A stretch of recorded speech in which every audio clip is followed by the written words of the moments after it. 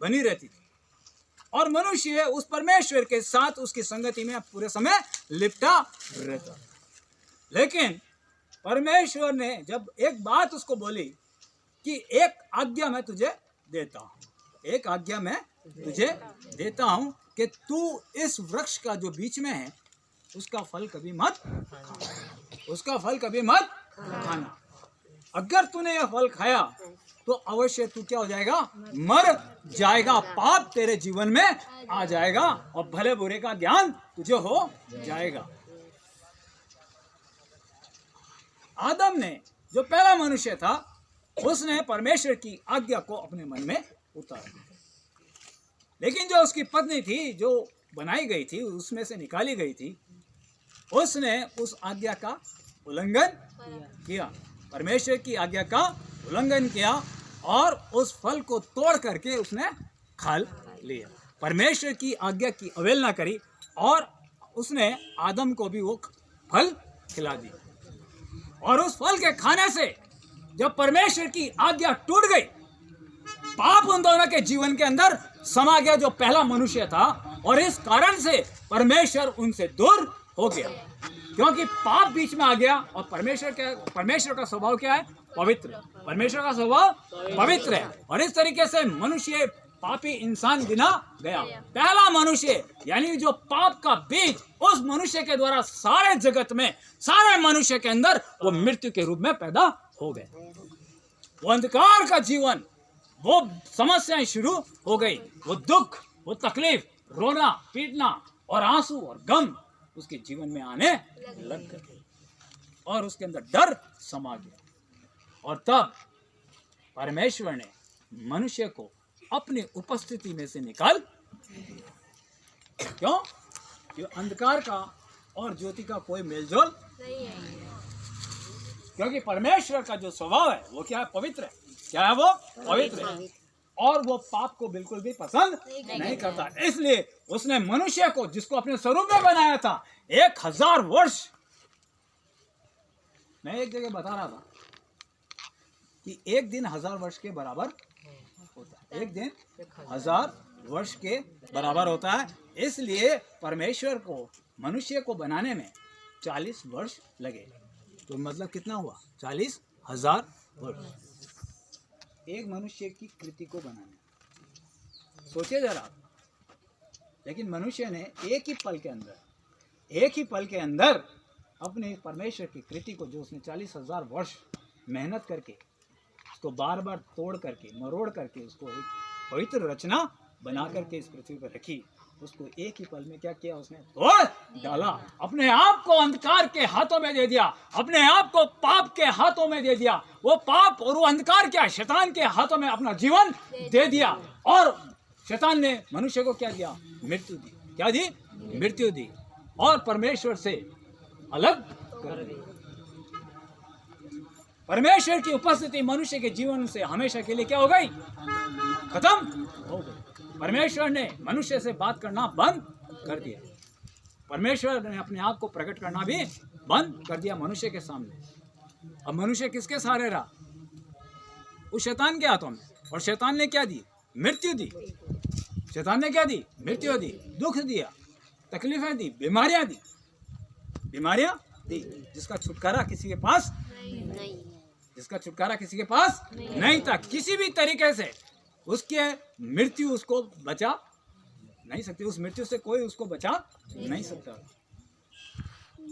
धीरे धीरे धीरे धीरे मृत्यु पूरे संसार में, मनुष्य में फैल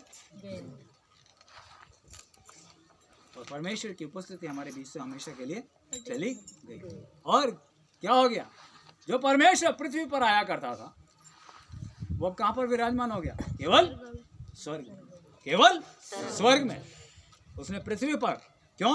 पृथ्वी भी श्रापित हो गई, पृथ्वी भी भूमि पाप में गिनी गई, इसलिए परमेश्वर की उपस्थिति वहां बंद हो गई। और सिर्फ मनुष्य उस अंधकार के अंदर, जहाँ शैतान का रास्ता, जहाँ अंधकार का रास्ता, जहाँ सिवाय दुख के अलावा कुछ नहीं था, वो बीमारी, उसने उस देह को, उस शरीर की रचना को, मनुष्य जो ईश्वर का स्वरूप के अंदर बनाया गया था, उस स्वरूप को उसने नाश कर दिया और अपना स्वरूप जो शैतान का अंधकार का जो जीवन होता है वो उसके अंदर डाल दिया। क्रोध, हिंसा, झूठ, फरेब, छल, ढा और कपट और मर्डर करने लग गया, आत्महत्या करने लग गया। ये सब क्या है? ये उसका स्वभाव है, परमेश्वर का स्वभाव नहीं था। और मनुष्य अपने परिवार के साथ, अपने बच्चों के साथ दुखी रहने लगा और भूमि भी श्रापित हो गई और इस तरीके से मृत्यु उसके जीवन में आने लगी। उस मृत्यु से कौन छुटकारा दे? क्योंकि मनुष्य, हर एक मनुष्य क्या है? पापी है। केवल पवित्र जन ही के द्वारा छुटकारा हो सकता था। जो पवित्र जन होगा, जो निर्दोष और निष्कलंक होगा, उसके पाप बलि देने से ही मनुष्य का छुटकारा हो सकता था। लेकिन मनुष्य के अंदर एक भी पवित्र, और तब परमेश्वर ने एक योजना बनाई। क्या बनाई? एक योजना बनाई कि मेरे और जो मनुष्य के बीच में आकाश और इस सर्व जमीन पृथ्वी पर जो दूरी हो चुकी है, उस पाट को मैं दूर करूंगा अपने प्रिय बेटे प्रभु यीशु मसीह के द्वारा। प्रभु यीशु मसीह के द्वारा। और तब उसने एक पवित्र स्त्री को चुना, पवित्र स्त्री को चुना, जिसने कभी भी मनुष्य का चेहरा कभी नहीं देखा। वो कुंवारी थी। क्या थी वो? कुंवारी। और बचपन से ही उसके माता जो पिता थे वो 50 वर्षों से प्रभु के भवन में क्या करते थे? सेवा करते थे और बिल्कुल पवित्र थे। उनका जीवन बिल्कुल धर्मी था और उनके जो औलाद हुई वो पवित्र आत्मा के द्वारा पैदा हुई। उनके भी औलाद नहीं थी, लेकिन उनके जो औलाद पैदा हुई वो पवित्र आत्मा के द्वारा हुई। इसलिए उसकी जो बेटी हुई वो भी पवित्र हुई और उसका नाम था मरियम। उसका नाम था मरियम। और इसलिए परमेश्वर ने मरियम को चुना, मरियम को चुना कि इसके गर्भ से मैं मेरे बेटे को क्या करूंगा? उत्पन्न करूंगा। पवित्र आत्मा उसके अंदर समा गई, मरियम के अंदर, और वो गर्भवती हुई। लेकिन उसका जो पति था, जिसके साथ उसकी सगाई हुई थी, उसने कहा ये कैसे हो सकता है? उसने उसको छोड़ने की कोशिश करी कि नहीं, मैं मेरी ये मंगनी जो हुई है इसको तोड़ देता हूँ, ये इसके घर कैसे ठहरा। तब परमेश्वर का दूत रात्रि में उसके सामने प्रकट हुआ। हे यूसुफ, ये पवित्र आत्मा की परमेश्वर की योजना के द्वारा हुआ है। ये पवित्र गर्भ है, ये पवित्र है, इसका नाम यीशु रखा जाएगा और ये सारे जगत का क्या करेगा? उद्धार करेगा, मृत्यु में से उनको अंधकार से बाहर लाएगा। इसलिए तू ऐसा मत कर। और तब वो अपनी पत्नी को ले गया और जब तक वो बच्चा पैदा नहीं किया तब तक वो उसके पास नहीं गया। और तब प्रभु यीशु मसीह ने एक चरनी में, गौशाला की एक चरनी में जन्म। ध्यान से सुनिए। और उसको क्या कहा गया? उसका नाम यीशु रखना। मरियम को ये बात याद थी और उसने उसका नाम यीशु रखा। यीशु का मतलब है इमानुएल। यीशु का मतलब है इमानुएल, मतलब परमेश्वर हमारे साथ। और प्रभु यीशु मसीह जो परमेश्वर का क्या था? इकलौता बेटा था, जो उसके स्वरूप में, उसके व्यवहार में, उसके गुणों में बिल्कुल मिलता जुलता था, क्योंकि वो उसका बेटा था। वो हमारे बीच में कि देखो परमेश्वर कैसा है, उसने अपने आप को प्रकट किया। सोचिए, अगर हमारे बीच में प्रधानमंत्री यहाँ आ जाए, नरेंद्र मोदी, जो हमारा क्या है प्रधानमंत्री, एक बहुत बड़ा आदमी है। क्या आपने देखा क्या? अरे नरेंद्र मोदी को क्या आपने देखा क्या अपनी आंखों से? नहीं देखा। सिर्फ किसमें देखा? टीवी पे या पिक्चरों में देखा। क्यों? वो बहुत बड़ा आदमी है, उसके पीछे बहुत बॉडीगार्ड्स हैं, बहुत से सैनिक हैं, क्योंकि वो क्या है? उस राष्ट्र का राजा है। वो हर एक के साथ उठ नहीं सकता, उससे हम मिल नहीं सकते, क्योंकि वो साधारण व्यक्ति नहीं है, इसलिए वो प्रधानमंत्री राजा है। तो हम उसको देखने के लिए भी तरसते, उसके साथ हम जाते हुए भी डरते हैं। अगर हम वहाँ जाएं, संतरी हमको रोक लेगा, इससे मिलना भाई, नहीं जाइए। आप कितनी भी कोशिश करें, आप प्रधानमंत्री से नहीं मिल, तब आपके मन में क्या होता है? क्या हम मनुष्य नहीं?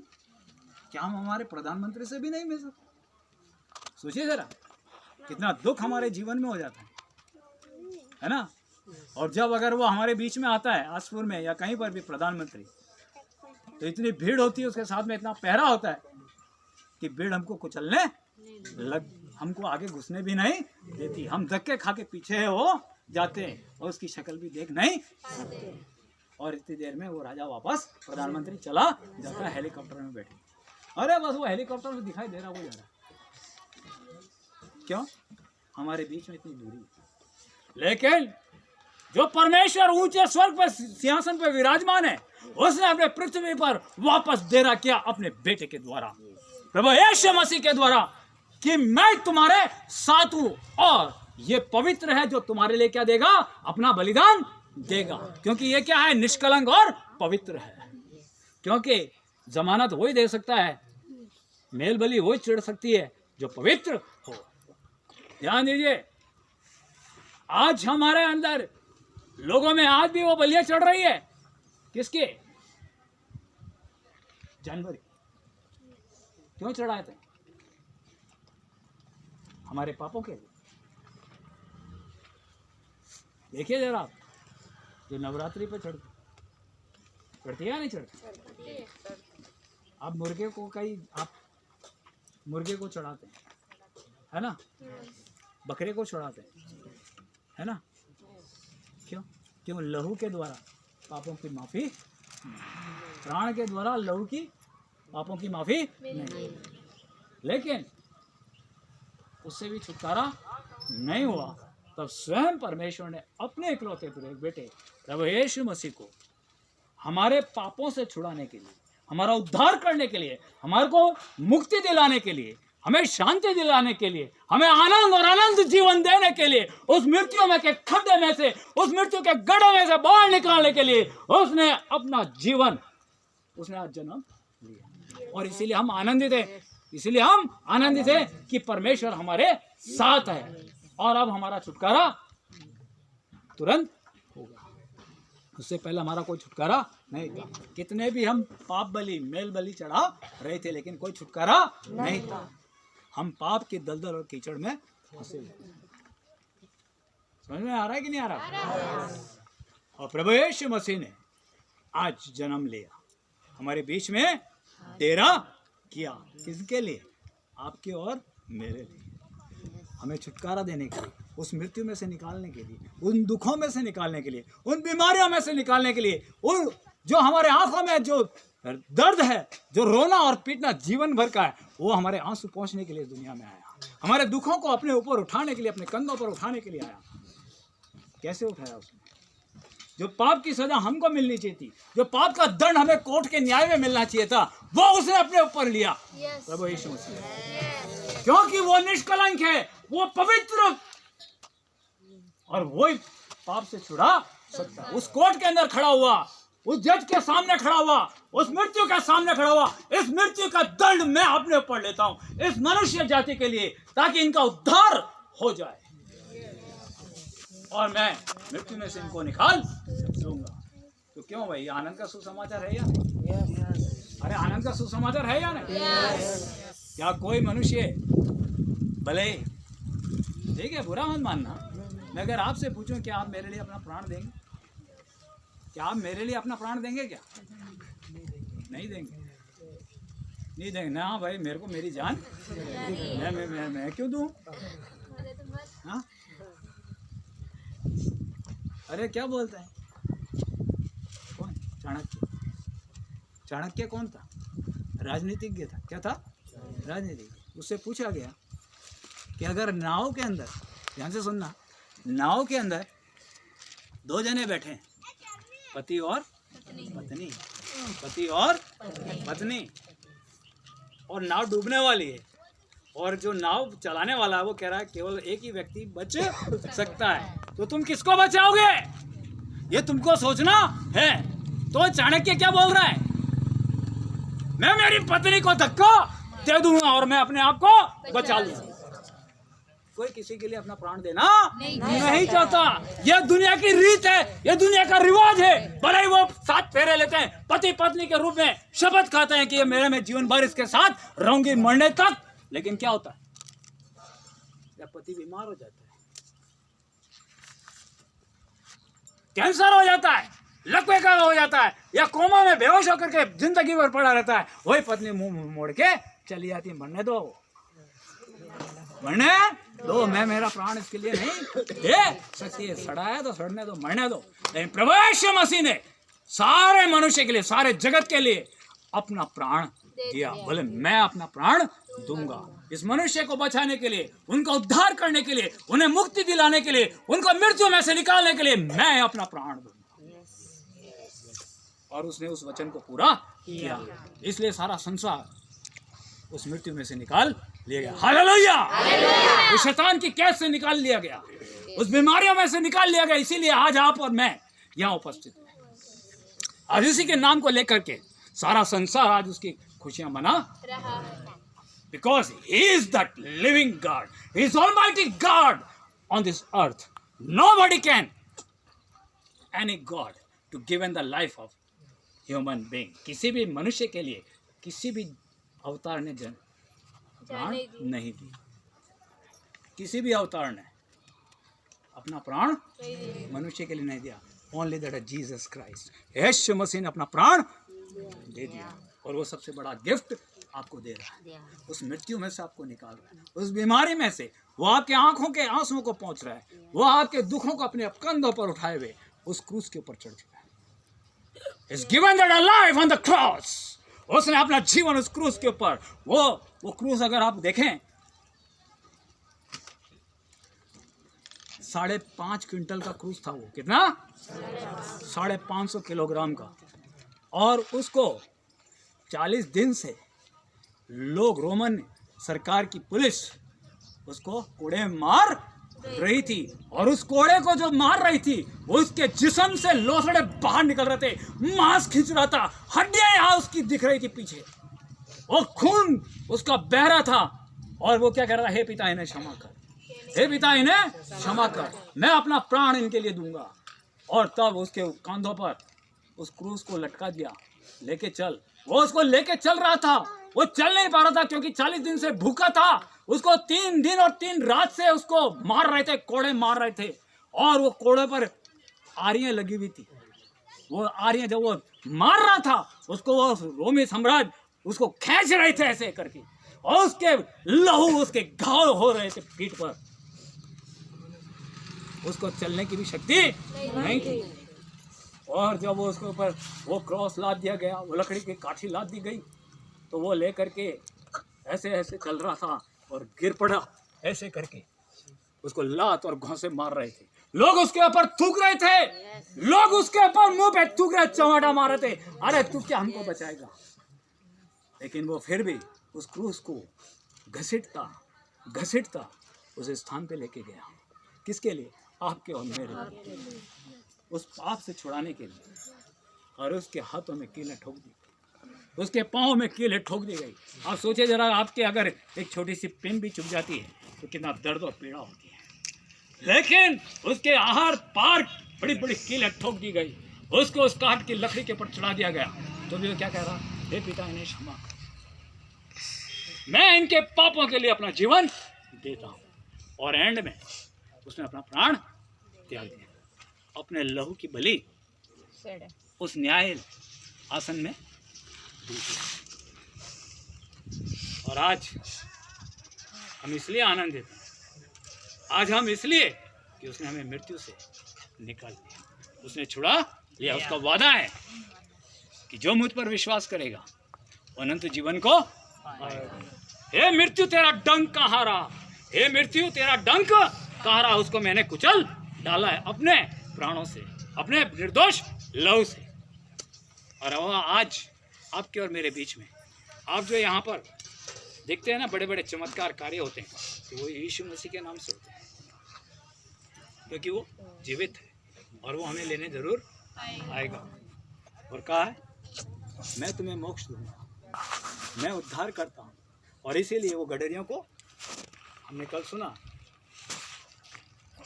उनको बताया मत डरो। आज वो हमको भी क्या कर रहा है, मत डरो, ये मृत्यु तुम्हारा कुछ नहीं कर सकता। मैं तुम्हें छुड़ा लूँ, मैंने तुम्हें मोल लेकर छुड़ा लिया, मैंने तुम्हारी जमानत दे दी, अपने लहू से तुम्हारी जमानत दे दी। अब पाप भी तुम्हारे जीवन में कुछ नहीं कर सकता, वो शैतान तुम्हारे जीवन में कुछ नहीं कर सकता।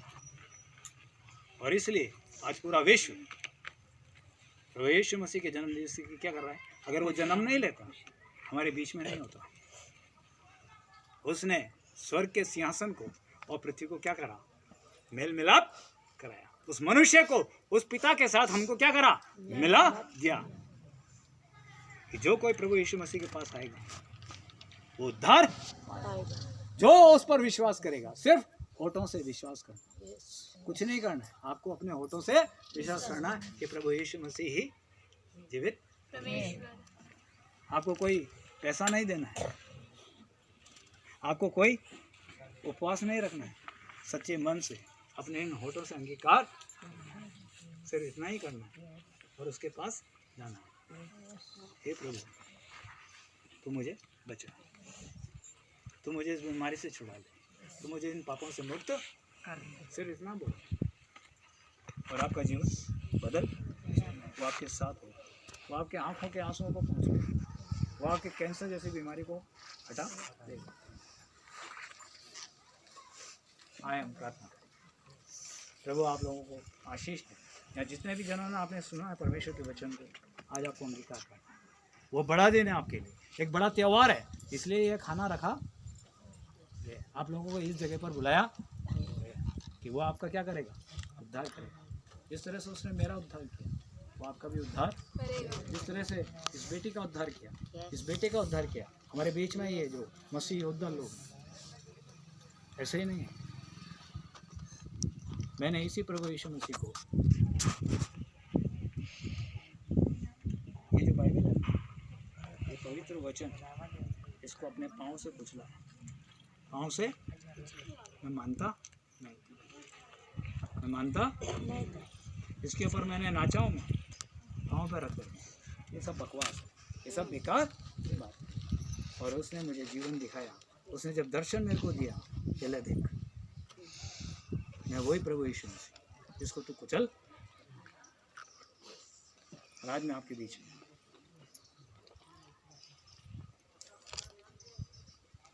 उसने मेरे जीवन को बदल डाला, उसने मेरा उद्धार किया, मैंने उसको स्वीकार किया अपने मन से, अपने होठों से।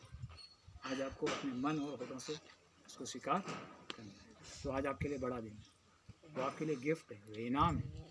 आपको मुफ्त में वो चंगाई दे रहा है, आपको मुफ्त के अंदर उस पाप से, दलदल से बाहर निकालना, उस मृत्यु से बाहर। आए हम प्रार्थना करें, हम सब अपनी आंखें बंद करें।